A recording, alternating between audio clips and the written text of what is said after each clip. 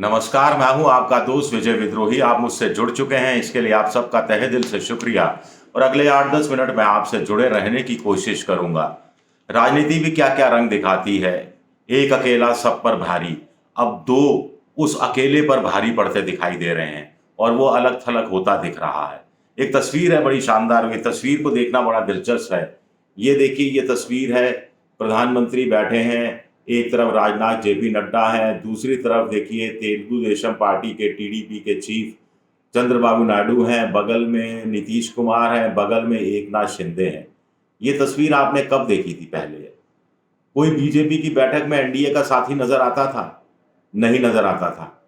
कहीं बीजेपी के नेता या प्रधानमंत्री एनडीए का नाम बोलते हुए नजर आते थे? नहीं बोलते हुए नजर आते थे। यही कहते थे, नजर आते थे, उनके मुंह से यही निकलता था, मोदी है, मोदी ने ये किया, मोदी ने वो किया। बीजेपी नाम का भी शब्द उच्चारण करना वो भूल गए थे। और अब वही मोदी जी बार बार कह रहे हैं एनडीए ये करेगा, एनडीए वो करेगा। क्यों कह रहे हैं? क्योंकि 240 पर अटक गए हैं, 32 लोग चाहिए।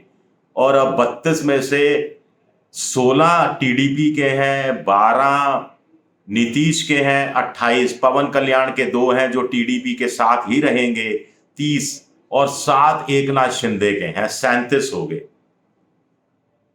महाराष्ट्र में कहा करते थे कि एकनाथ शिंदे पार्टी डुबो देंगे, लेकिन एकनाथ शिंदे 15 पर लड़े, 7 जीत कर आए। बीजेपी 28 पर लड़ी, सिर्फ 9 जीत कर आई। राजनीति है, क्या क्या रंग दिखाती है, आप देख सकते हैं। और अब चंद्रबाबू नायडू और नीतीश कुमार गठबंधन सरकार में रहने के बड़े आदी रहे हैं, पुराने चावल रहे हैं। उनको मालूम है कि कैसे ऊपर नीचे चीजें की जाती हैं। लेकिन मोदी जी ने तो कभी गठबंधन की सरकार चलाई नहीं। एक जेब में सरकार, दूसरी जेब में संगठन, तीसरी जेब में मीडिया, चौथी जेब में कॉरपोरेट जगत। चलती थी शान से सरकार। लेकिन अब देखिए,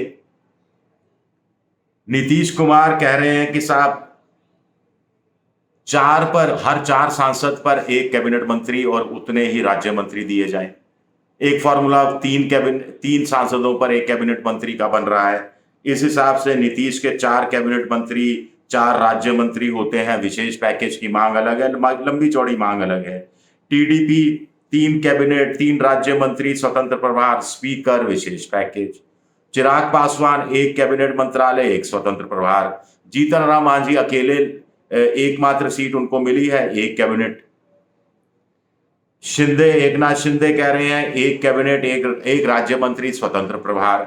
अनुप्रिया पटेल कह रही हैं 1 मंत्रालय, जैसा पिछली बार मिला था। जयंत चौधरी कह रहे हैं कि साहब 2 वो जीत कर आए हैं। जयंत चौधरी कह रहे हैं हमें तो पहले से ही वादा किया गया था 1 कैबिनेट मंत्रालय का, तो वो वादा कायदे से तो पूरा होना चाहिए। अब तो बेकायदा जाकर पूरा नहीं कर पाएंगे मोदी, ऐसा भी नहीं लग रहा। उनको कायदे से पूरा करना ही पड़ेगा। जेडीएस के 2 जीत कर आए हैं, अभी इनका मांग पत्र सामने नहीं आया है। अजीत पवार का 1 जीत कर आया है, अभी मांग पत्र सामने नहीं आया है, लेकिन उनका भी जरूर आएगा। क्योंकि जब एकनाथ शिंदे 1 कैबिनेट और 1 वो मांग सकते हैं राज्य मंत्री 7 पर, और रामदास अठावले जो मोदी सरकार में हैं और उनके पास एक भी सांसद नहीं है, लेकिन दलित नेता हैं, वो भी एक कैबिनेट मंत्रालय मांग रहे हैं।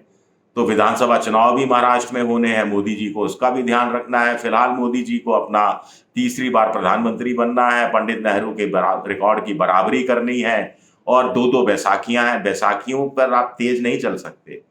आप पैदल अपने पैरों पर खड़े हैं, आप तेजी से चलते हैं।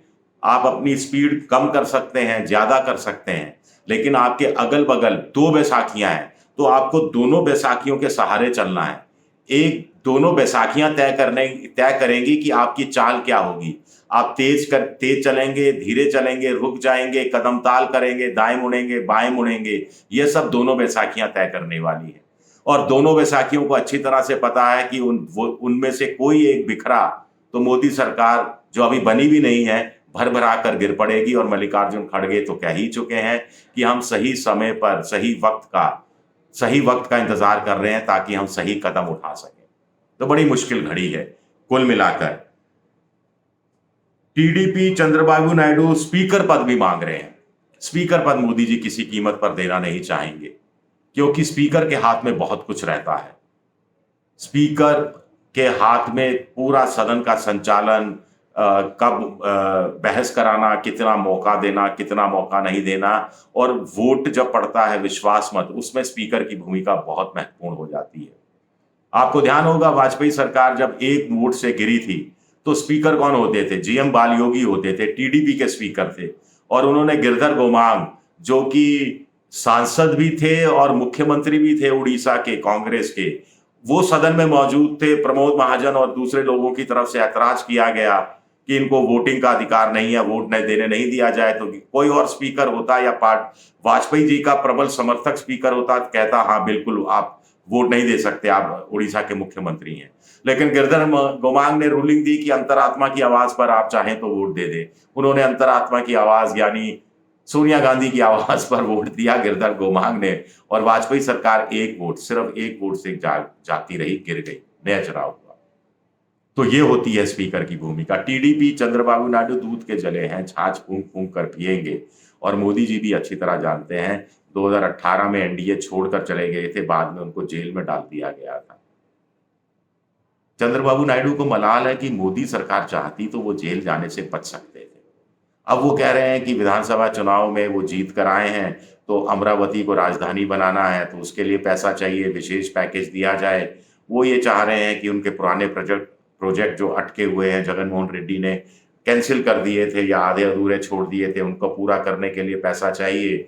और केंद्र में स्पीकर पद उनके लिए जरूरी माना जा रहा है। बात अड़ाउड़ी की है, लिखित में नहीं है, ये मौखिक मांगे हैं। लेके खत दे के खत मुंह देखता है नामावर, नामावर यानी डाकिया, दे के खत मुंह देखता है नामावर, कुछ तो पैगामे जुबानी और है। तो पैगामे जुबानी और है। पहले कहा गया 8 को शपथ, अब कहा गया है 9 को शपथ। अभी समर्थन पत्र, जहां तक मेरी जानकारी है, नीतीश कुमार ने और चंद्रबाबू नायडू ने बीजेपी को सौंपा है, राष्ट्रपति को नहीं सौंपा है। अभी राष्ट्रपति के पास इनका प्रतिनिधि मंडल गया नहीं है, सरकार बनाने का निमंत्रण लेने के लिए गया नहीं है। क्यों नहीं गया है? क्या अड़चन है? साफ है कि पहले से चीजें क्लियर कर देना चाहते हैं। केसी त्यागी ने तो और कह दिया, साहब अग्निवीर योजना पर पुनर्विचार होना चाहिए, यानी बंद होनी चाहिए अग्निवीर योजना। वो ये कह रहे हैं यूसीसी नहीं चलेगा। वो बाकी और भी चीजें दबे शब्दों में कह रहे हैं। जातीय जनगणना, नीतीश क्या भूल जाएंगे? क्या नीतीश जातीय जनगणना नहीं कराएंगे? क्या अपनी विचारधारा से समझौता कर लेंगे?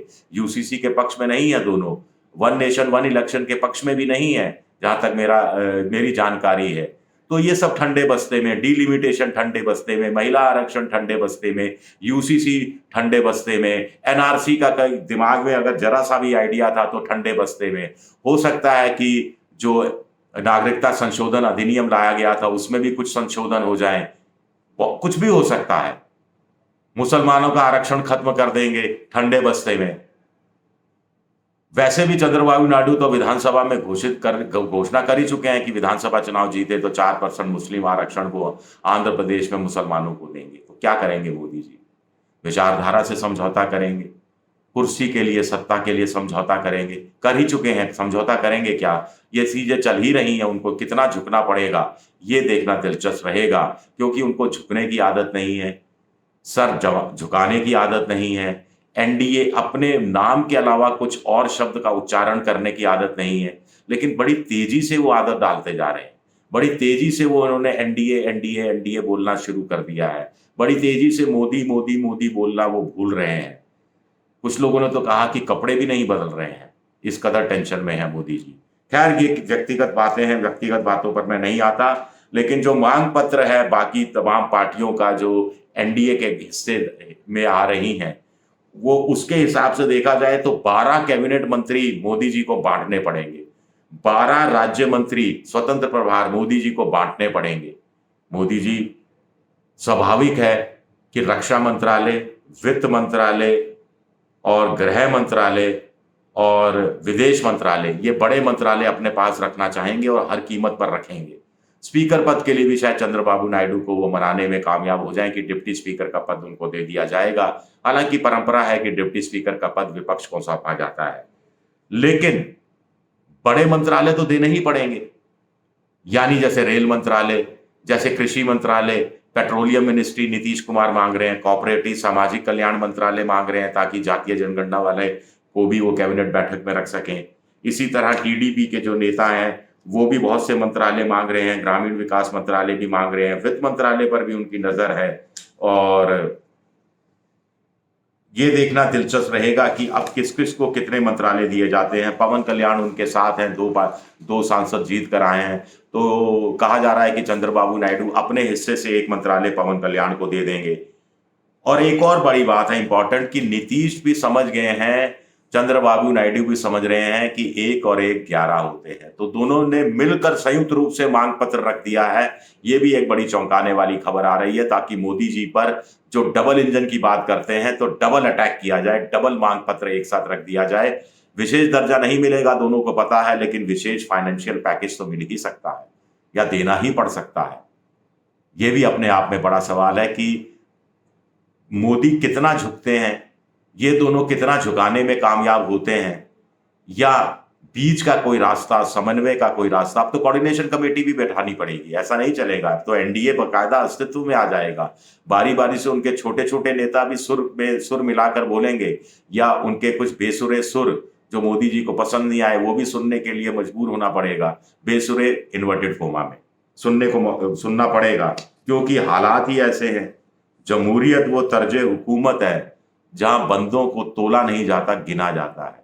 तो जब गिना जाएगा तो मोदी 240 पर है, 272 के लिए 32 चाहिए, 292 293 पर इंडिया है, एनडीए है, माफ कीजिएगा, एनडीए में से ये 30 चले गए तो 262 264 263 आंकड़ा बैठता है। एकनाथ शिंदे को अगर नहीं कुछ दिया तो उनके एमएलएस में भगदड़ मची हुई है, वो भाग सकते हैं विधानसभा चुनाव के मद्देनजर उद्धव ठाकरे की शिवसेना के साथ। लेकिन कुछ लोग कह रहे हैं इंडिया भी तो टूट सकता है, बकायदा टूट सकता है, इंडिया भी टूट सकता है, क्यों नहीं टूट सकता। लेकिन फिलहाल इंडिया टूटता हुआ नहीं दिख रहा, क्योंकि इंडिया को लग रहा है कि उनकी सत्ता में आने की संभावना कुछ कुछ बन रही है।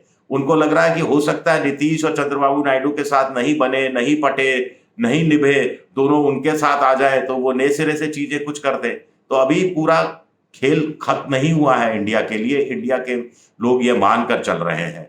तो ऐसे में वो कोई फिलहाल टूटने वाला नहीं है। मोदी जी को चिंता है कि प्रधानमंत्री पद की फटाफट शपथ ले लें, विश्वास मत हासिल कर लें, और फिर 6 महीने के लिए मुक्ति मिल जाएगी। 6 महीने में फिर देखा जाएगा, नए सिरे से कुछ ऑपरेशन लोटस चलाने की कोशिश की जाएगी। हाँ, और इस बीच बहुत समय से विदेश नहीं गए, कहीं विदेश भी चले जाए। शुक्रिया मेरा वीडियो देखने के लिए। पसंद आए तो लाइक कीजिए, सब्सक्राइब कीजिए, शेयर कीजिए, और आप मेंबरशिप ड्राइव में जा सकते हैं, मेरी आर्थिक मदद की कोशिश कर सकते हैं।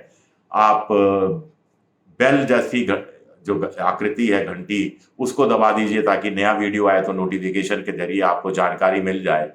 शेयर, सब्सक्राइब और लाइक जरूर कीजिए। शुक्रिया, बहुत बहुत शुक्रिया।